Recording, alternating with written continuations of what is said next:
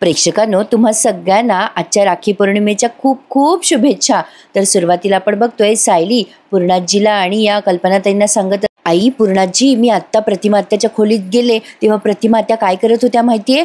त्या नाण्याला सारख्या बघत होत्या.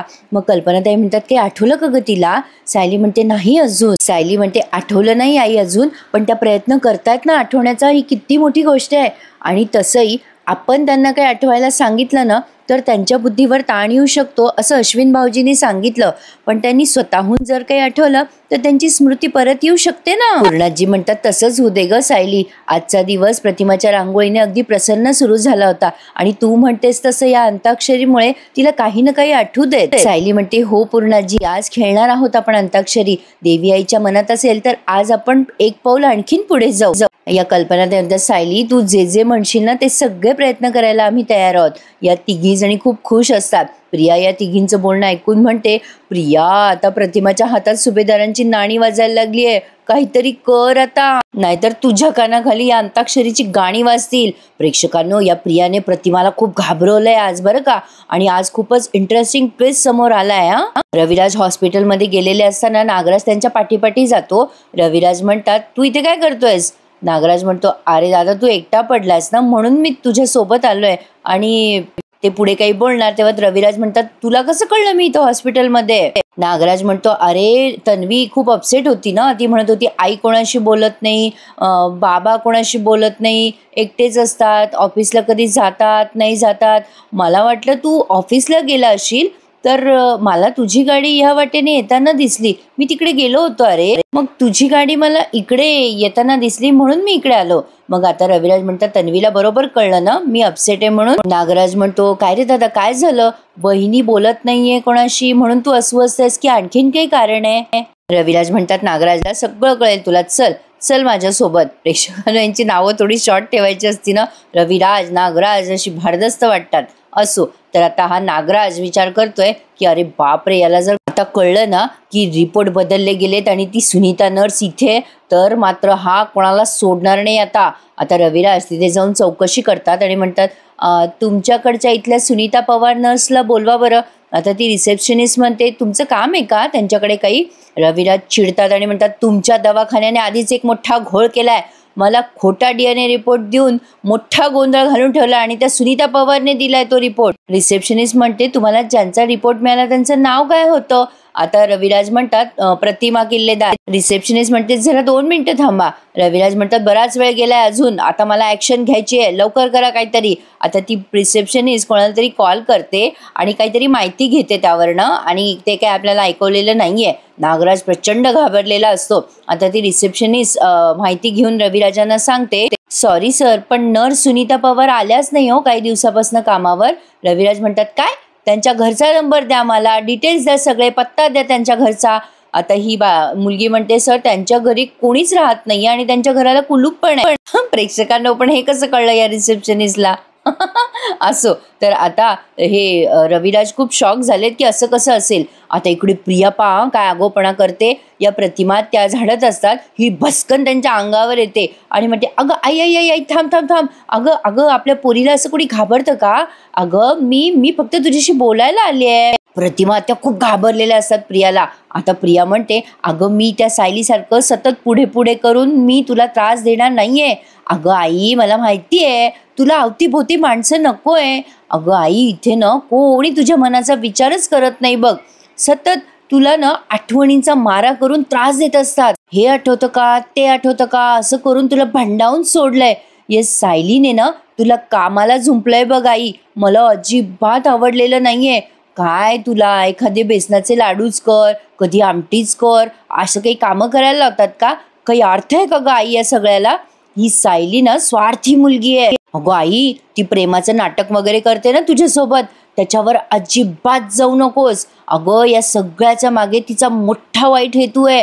अगं ती ना तुला आपल्या घरी मुद्दाम जाऊ देत नाहीये. आई, तुझा असा गैरफायदा घेतला जातो ग, मला सहन नाही होत. कसली डॅम्बिश आहे ही प्रिया.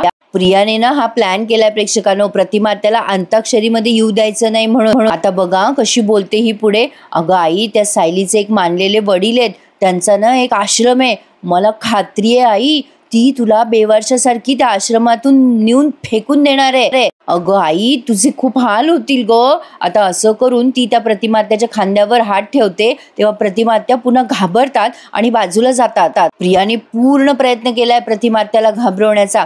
खरं तर त्या घाबरल्या, पण हिच्या या बोलण्याला त्या बळी नाही पडल्या प्रेक्षकांनो. ते तुम्हाला उद्याच्या भागात दिसेल. आता या प्रतिमात्या खूप घाबरतात. मग प्रिया त्यांना म्हणते कशी, अगं आई, तू अशी काय घाबरतेस ग मला? अगं मी तर तुझी मुलगी आहे ना, ती सायली तुला किती त्रास देते. अगं आई, असं काय करतेस ग तू? अगं ती सायली तुझ्या वाईटावर उठलीये, तिला तू जवळ येऊ देतेस आणि तुझ्या मुलीला दूर करतेस. आई, अगं बघ ना माझ्याकडे. आता ना ही प्रेक्षकांना अशी दातोट खात असते आणि मग मुद्दाम त्या प्रतिमात्याचा हात धरते आणि म्हणते, अगं आई इकडे बघ माझ्याकडे. तुझं, माझं, बाबांचं एक छान कुटुंब आहे. त्या सायलीला ना तू निक्षून सांग. अगं सांग म्हणजे तिला खुणेने सांग की तुला इथे राहायचं नाहीये, तुला आपल्या घरी जायचंय. सांगशील ना आई तिला? अगं सांगशील की नाही? अगं इथे राहून तुला ते सगळे त्रास देतात आणि तुला त्रास देता येईल म्हणूनच इथे त्यांनी ठेवलंय तुला. प्रतिमा त्या हिचा हात झटकायचा प्रयत्न करत असतात आणि फायनली त्या हात झटकतातच. मग प्रिया म्हणते, अगं आई, घरातल्या सगळ्यांनी ना तुला त्रास देण्यासाठी नवीन आयडिया शोधून काढली आहे. त्यानं सगळ्या जणी तुझ्या समोर मुद्दाम अंताक्षरी खेळणार आहे, तुला जुनी गाणी ऐकवणार, तुला जुने किस्से सांगणार. अगो आई, अगो त्यानं किती त्रास होईल तुला, पॅनिक अटॅक येईल तुला. अगो आई, कोणी किती काही हट्ट केला ना तरी गप गुमान याच खोलीत बसून राहायचं, बाहेर यायचं नाही. ही धमकी जास्ती देतीये असं तिच्या स्वरातच दिसतंय.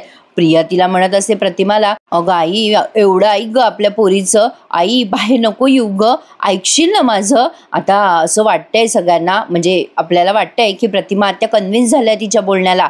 हिने तसा प्रयत्न केलाय खरी, पण आता बघा प्रेक्षकांना पुढे काय झालंय. प्रतिमा त्या आता जरा विचार करायला लागतात की हे सगळं काय आहे. आणि ऑफकोर्स प्रेक्षकांनो, प्रतिमा त्याला सायलीचा स्पर्श जाणवतो, त्या काय हिला भीक घालणार आहेत असो. पण आता ही प्रिया मनात विचार करते, आता ज्याला कोणाला जितकं गळा खरवडून गायचंय ना त्यांना गाऊ दे, घासा फोडून गा म्हणा. ही बाई हिचं जळकं थोबाड घेऊन इथेच लपून बसेल. सायली, या प्रतिमाची मेमरी परत आणण्याचा तुझा सगळा प्रयत्न मी असाच हाणून पाडणार आहे. प्रिया आता तिच्या प्लॅनमध्ये बघा कशी सक्सेसफुल होते की तोंडावर पडते. इकडे रविराजांनी हॉस्पिटलमध्ये गोंधळ घातलाय. त्या सुनीता पवारला ताबडतोब माझ्यासमोर हजर करा. नागराज म्हणतात, सॉरी दादा, जरा शांत हो, आपण घरी जाऊया, तिथून यांच्या वरिष्ठांशी बोलूयात. रविराज म्हणतात, ते तर आपण करणारच आहोत नागराज, ते सगळंच करणार आहोत आपण नागराज. यांच्या या गलथान प्रकारामुळे आपल्याला कळलं होतं ना की आपली प्रतिमा गेलीये म्हणून. नाही, मी तर आता या प्रकरणाच्या मुळाशी जाणार म्हणजे जाणार. आता ते हॉस्पिटलमधले रिसेप्शनिस्ट म्हणतात, अहो सर, आमचं ऐकून तरी घ्या.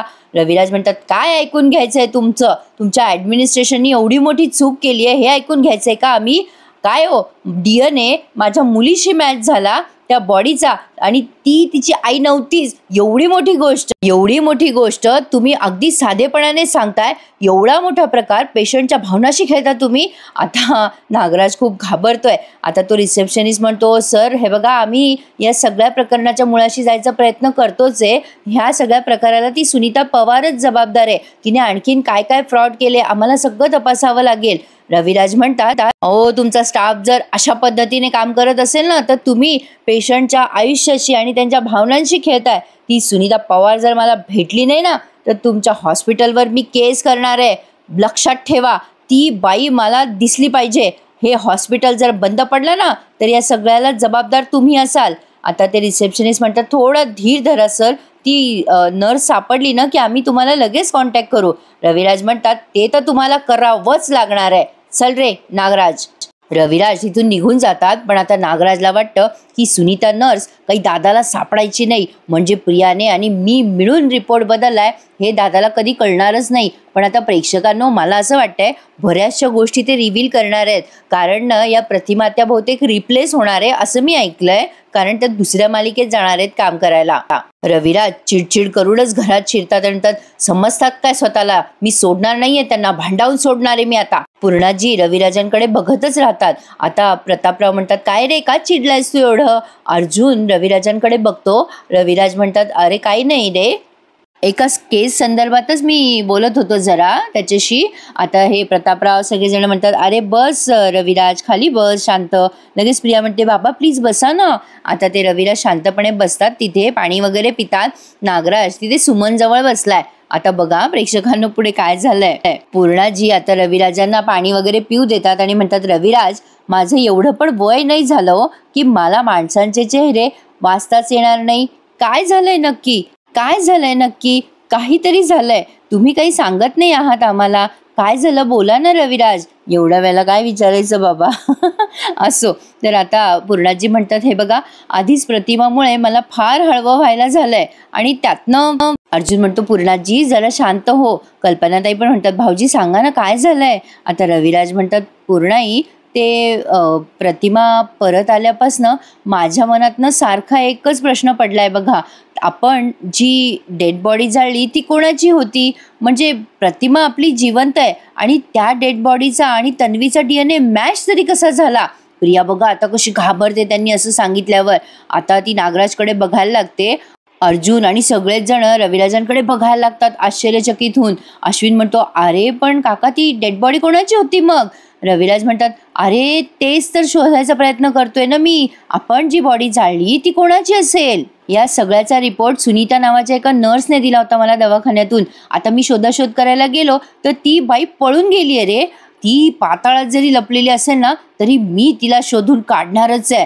नागराच्या चेहऱ्यावरचं टेन्शन प्रचंड वाढलंय. प्रतापराव म्हणतात, रविराज एवढं चिडचिड नको करू, जरा शांतपणे विचार कर. आता पूर्णाजी म्हणतात, रविराज तो DNA तन्वीशी मॅच झाला आहे खरंय. म्हणजे हे सगळं खोटं असावं कदाचित, पण तुम्ही या सगळ्या गोष्टींचा विचार करून त्रास का करून घेताय स्वतःला. रविराज म्हणतात, असं कसं म्हणता तुम्ही पूर्णाई. अहो तो मृतदेह कोणाचा होता, कसं काय आपल्याकडे आला, काय हे सगळं कळायला नको का आपल्याला. पूर्णाजी म्हणतात, समजा कळलं तर त्याने काय होणार आहे. आपण काय करणार आहोत पुढे सांगा बरं. आपली प्रतिमा परत आली आहे ना आणि आनंदाची गोष्ट होती की ती आपली प्रतिमा नव्हती. अर्जुन म्हणतो, पूर्णाजी पण त्या बाईचा DNA तन्वीशी कसं काय मॅच झाला हे नको का आपल्याला कळायला. पूर्णाजी म्हणतात, अरे पण ते म्हणताय ना त्या नर्सने कोणीतरी केलंय, तिने पैशासाठी केलं असेल हे सगळं. हे तर त्या नर्सला जी शिक्षा व्हायची ती होईल, पण माझं म्हणणं आहे आपण प्रतिमा आल्याचा आनंद कशाला विसरायचा या सगळ्यामध्ये. आता लगेच नागराज म्हणतो, करेक्ट करेक्ट आहे पूर्णाजीचं. मग लगेच प्रिया पण म्हणते, हो बरोबर बोलते पूर्णाजी, आई परत आलीये ना बाबा, हेच पुष्कळ आहे. पूर्णाजी म्हणतात, रविराज आपण असं समजूया की एका बेवारशी प्रेतावर आपण अंत्यसंस्कार केले, आपल्याला त्याचं पुण्य मिळालं आणि कदाचित त्याच पुण्यामुळे आपली प्रतिमा परत आली असावी. लगेच प्रिया म्हणते, हो हो हो बरोबर आहे पूर्णाजीचं. आता अर्जुनला पण वाटतंय की हो जे झालं ते ठीक झालं. मग आता हे प्रतापराव म्हणतात, अरे रविराज जाऊ दे, जे झालं ते विसर बरं. आता आपल्या प्रतिमाची स्मृती कशी परत आणायची ना त्यावर आपण आता फोकस करू. आता ही सुमन म्हणते, अहो सायलीने ना खूप छान आयडिया काढली आहे वहिनींची स्मृती परत आणण्यासाठी. आता नागराज म्हणतात, बरोबर जे काय सांगायचं आहे ना ते मला रस्त्यात सांग, आता मला जायला उशीर होतोय, तू पण चल घरी. आता सायली म्हणते, अहो काका थांबू द्या ना काकूंना, अहो आम्ही अंताक्षरी खेळणार आहोत सगळेजण. मग नागराज म्हणतो, बापरे बाप, मग तर ही इथे नकोच आहे, कारण ही जर खायला लागली ना तर आमच्या शेजारचे पाजारचे लोक कानात बोळे घालतात. मग सगळेजण म्हणतात, काय हो असं का बोलताय तिला.